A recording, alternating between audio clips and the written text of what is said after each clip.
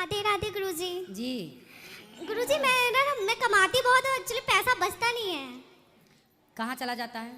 जैसे कि काम आया, पैसे भी आए, वैसे ही मेरे घर में दुविधा आ जाते हैं। घर में कोई या बीमार पड़ जाएगा, एक्सीडेंट हो जाएगा, कोई ना कोई मतलब कि परेशानी आ जाता, फिर उसमें पैसा लग जाता है। कितना कमाते हो आप? मेरा जैसे कि पार्लर का मैं करती हूँ तो कोई वो नहीं, कैसे 30, 10, 15 एक दिन में मेरा हो जाता है। बट जैसे मैं कमाऊंगी वैसे 15,000 रुपए दिन कमाते हो आप? एक दिन में मेरा हो जाता है, 20 भी हो जाता है, बट तुरंत 20,000 खत्म। रुपए दिन कमाती हो आप? मेरा तुरंत खत्म भी तो हो जाता है ना, जैसे कि पार्लर का मैं करती हूँ। तो काहे इतना पैसा काहे लेती हो पार्लर वालों से, मतलब मेकअप करने का? नहीं गुरुजी, थोड़ा हिसाब से जो उचित है वो लिया करो ना, ठगती क्यों हो? गुरुजी जिस हिसाब से वो लोगों का डिमांड रहता है, मैं 24 घंटा खड़े होकर मेकअप करूंगी, बहुत सारे एक लोगों को तो करना नहीं रहता है। ईमानदारी से कमाओगे तो पैसा रुकेगा? ईमानदारी से तुम काम करती होगी 500 का और लेती होगी 5,000। ऐसा तो कुछ नहीं है गुरुजी। तो ईमानदारी से करोगी तो ना, एक तभी लोग पैसा नहीं टिकेगा। करते ना गुरुजी, जैसे कि 2, 3, 15, 20 एक दिन में जैसे कि बहुत सारे लोग आते हैं। अच्छा, उस भगवान हिसाब करे से। आपका खूब बिजनेस ये चले, बढ़िया है। और गुरुजी मैं ना गैया पाले थे, बहुत पहले गैया रखे थे। तो मुसलमान, मैं एक्चुअली जिस मोहल्ले में रहती हूँ ना, एक ही हिंदू हूँ, बाकी सब मुसलमान हैं। अच्छा। तो गैया टिकी नहीं, तीनों की तीनों मर गई। क्यों? अब तो नहीं पता क्यों, क्योंकि मरते दम तो उसका मैं दवाई भी कराई, बहुत कोशिश की कि बच जा, बहुत, चलो अच्छा फिर है, भी नहीं बच पाए।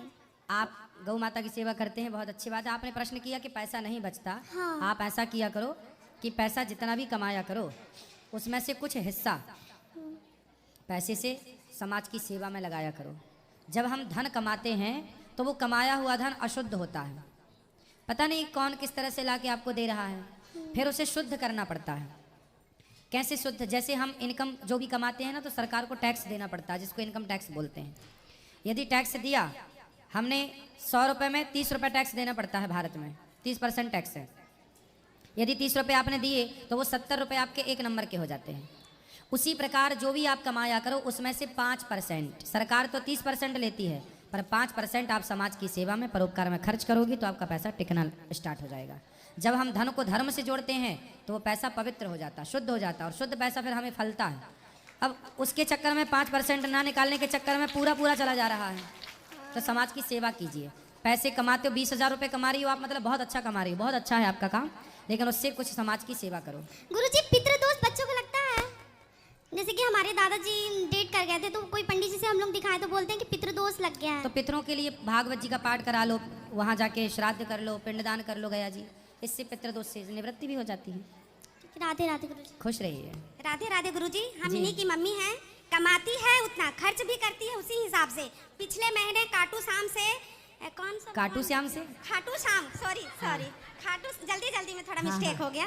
5 लोगों को दर्शन कराई थी, वहाँ से लेकर वृंदावन ले आई थी पिछले महीना 14 फरवरी को। फिर इसी महीने हम लोग 13 फरवरी या 12 फरवरी को फिर आए, खाटू श्याम गए, फिर जो हनुमान जी हैं वहाँ भी गए, फिर यहाँ आए। ये अपने पैसे को सदुपयोग करती है। गाय अपने दम से खरीदी थी, जमीन अपने दम से खरीदी थी, मकान भी घर वही बनवाई, सब कुछ करती है, और जिसको जरूरतमंद है पैसा उसको ये देती है। फिर ठीक है, सही है, फिर ये देती है। शादी किसी की बेटी का हो, अच्छा वहाँ है, सहयोग परोपकार करती है। करते हैं तो अच्छा है, दादी नहीं करते को, तो करिए नानी हैं। नाना का दवाई वगैरह जो भी इससे हो सकता है ये करती बढ़िया, है, बढ़िया। पर इसके हाथ में पैसा नहीं टिकता है। अब इतना हाँ। सबकी हेल्प करती है, अच्छी बात है। हाँ। खुश रहिए। और एक चीज हम भी और आज बता रहे गुरुजी, सब तो मेरे को बच्चे भगवान बहुत अच्छे दिए हैं। 3 बच्चे हैं, 2 बेटी 1 बेटा, पढ़ाई लिखा है, टाटा जमशेदपुर से नर्सिंग कराए हैं बड़ी बेटी को अपने दम से सिलाई करके। फिर उसके बाद घर समर्थ नहीं है, मेरे जो हस्बैंड है कभी किसी चीज से हेल्प सहयोग नहीं करते हैं, फिर भी मेरे राधा रानी की इतनी कृपा है, इतनी कृपा है कि हम कुछ कह नहीं सकते। अच्छा है। बच्चे 2 राधा रानी हमको दिए हैं और 1 लड्डू गोपाल दिए हैं मेरे पास। आपकी बेटियां अच्छी हैं। हाँ, बहुत माता पिता का जो होता है वो करती हैं। प्लस फिर और एक चीज और ये है, जो हम यहाँ आए हैं गुरुजी, आप जो बोलते हैं कि झूठ नहीं बोलना चाहिए, पर इनके पापा तैयार नहीं होते हैं कहीं सत्संगत में जाने के लिए।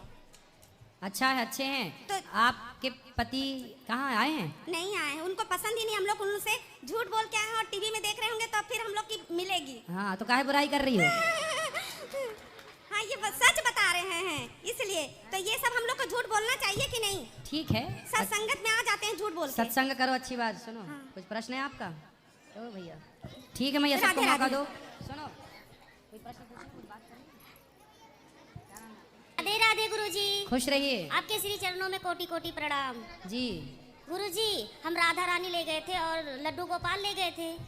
तो पति देव तो कर देते हैं लड्डू गोपाल की सेवा शुद्धि में, लेकिन राधा रानी की कैसे किया जाए? हाँ तो उनकी भी सेवा कर देंगे पति जी, उनको तो जैसे राधा रानी माँ है ना, तो माँ बेटे में मर्यादा होनी हाँ चाहिए। हाँ, तो उनको केवल जल के छींटे मार के स्नान कर देंगे, पूरे कपड़े ना उतारेंगे। और फिर बाद में श्रृंगार कर देंगे उनका। ठीक है। हाँ। मित्रों, इस महिला ने गुरुजी से कुछ ऐसे सवाल किए भरे पंडाल में, जो कि हमें गुरुजी के द्वारा बताए गए जवाबों को जरूर सुनना चाहिए। तो दोस्तों, आज हम इस वीडियो में गुरुजी द्वारा दिए गए जवाबों को सुनते हैं, जो कि हमारे लिए जानना बहुत जरूरी है। गुरुजी, हम इस बच्ची को लेकर आए। इसको अरे एक हाथ पकड़ के ऐसे नहीं उठाते बच्चों को, तुम कार्टून समझती हो। राधे राधे। इसको आशीर्वाद दे दो गुरुजी, हमने मन्नत पर ये बताओ, एक हाथ पकड़ के क्यों उठा लिया? मांगी। उठा ले, आ जाती है। ये गलत है। इस तरह से बच्चों को उठाने से बच्चों की कई बार नसें यहाँ वहाँ खिसक जाती हैं, कोई अंग बाद में बहुत नुकसानदायक होता, पता है? एक हाथ पकड़ के जो बच्चों को आप उठा लेते हैं, ये गलत बात है। गुरुजी, हमारे बच्चे, हमारी माँ सब आपको देख रही हैं। राधे राधे बोल दीजिए। सबको बोलना बच्चों को एक हाथ पकड़ के ना उठाया करें, दोनों हाथ से ना, इससे बच्चों का हाथ टर जाता है। मतलब कुछ कमजोर छोटे छोटे बच्चे। राधे राधे गुरुजी। जी, और हम गुरु ज्ञान लेना चाहते हैं। कौन सा ज्ञान? वो सासू माँ के ना, सासू माँ किसी और के गुरु बना रखे हैं। तो सब कहते हैं कि इसे तुम भी उसी से बनाना पड़ेगा, इसे किसी और से नहीं बनाना पड़ेगा। फिर तो कौन सा वाला ज्ञान चाहिए आपको? गुरु मंत्र जो होता है, हाँ गुरु बनाना होता है वो। हाँ, तो बना लेना। बना सकते हैं। बोलते हैं इसे नहीं बना सकते, एक ही गुरु होना चाहिए। अब हमें पता ही नहीं है वो गुरु रहते कहाँ पे है वो। ठीक है, जो आपका मन हो वो करो। ठीक है, राधे राधे गुरु जी। और सासू माँ की आप बता दो, यहीं पर सुन रही है। क्या बताएं? वो ना, उनको ना लालच बहुत है, लालच से पीछे नहीं हटती है वो। तो आपकी सास बहुत लालची है। हाँ, यहीं पर सुन रही है वो। तो आपको बाद में डांटेंगे नहीं? क्या बोले क्या गई बहू? नहीं डांटेगी। कहाँ बात कराओ सास से? वहाँ पर बैठी हुई है। सास कहाँ? सासू माँ। ए सासू माँ, क्या नाम है सास का? सासू माँ, आप बोल दो ललिता देवी। क्या? ललिता देवी। ललिता मैया। ए लालची सास, इस तरफ आओ। बुढ़ापे में लालच काय का लालच करती हैं? बात कराओ बहुरिया से। गुरुजी, इनका ना भगवान की कृपा से सारे बच्चे इनके बहुत अच्छे हैं। बेटे भी, बहू भी, पोता पोती भी छोटे छोटे हैं, लेकिन हर बात मानते हैं वो। लेकिन फिर भी मैया का कोई वो नहीं रहता, मतलब गुस्सा करते रहते हैं वो। तो ये मैया काय का लालच ज्यादा करती अब है? घर में ना हमारे ससुर जी खत्म हो गए हैं, तो बोलते हैं अब उस घर में हमें मन नहीं लग रहा, सास बोलती है? घर चेंज कर दो, बदल दो, ये बोलते हैं। सास? हाँ। सास बोलती है घर ही चेंज कर दो, नया घर दिलाओ। ए सास मैया जल्दी आओ। इनको अच्छे से अरे मैं ना आपका भागवत है, सुबह शाम सुनते ही रहते हैं, जब भी आते हैं टीवी में सुनते रहते हैं। इधर से सुनते हैं, इधर से निकाल देते हैं। ए मैया, अब एक कान में रुई लगा के सुना